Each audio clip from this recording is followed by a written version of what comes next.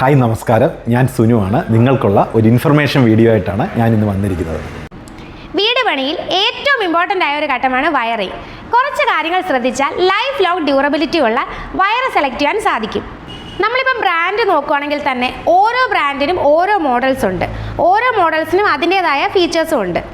ഇതിപ്പോൾ വി-ഗാർഡിൻ്റെ വയറാണ്. വി-ഗാർഡിൻ്റെ ക്ലാസോ plus, സുപ്പീരിയോ plus, അരിസോ. അപ്പോൾ നമ്മൾ ബ്രാൻഡ് മാത്രം നോക്കിയാൽ പോരാ, ഏത് മോഡലാണെന്ന് നോക്കണം. അതുപോലെ തന്നെ അതിൻ്റെ ഇൻസുലേഷൻ്റെ ക്വാളിറ്റി അല്ലെങ്കിൽ PVC ക്വാളിറ്റി നമ്മൾ നോക്കണം.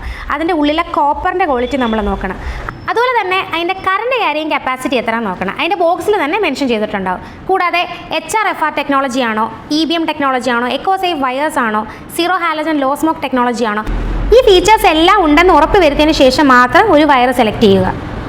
നിങ്ങൾ 1250 സ്ക്വയർ ഫീറ്റോ 1500 സ്ക്വയർ ഫീറ്റോ 2000 സ്ക്വയർ ഫീറ്റോ ഏത് വീട് വെക്കുകയാണെങ്കിലും, എത്ര സ്ക്വയർ ഫീറ്റിൻ്റെ വീട് വെക്കുകയാണെങ്കിലും നിങ്ങൾ നിങ്ങളുടെ മെറ്റീരിയൽ സെലക്ട് ചെയ്ത് മാത്രം എടുക്കുക.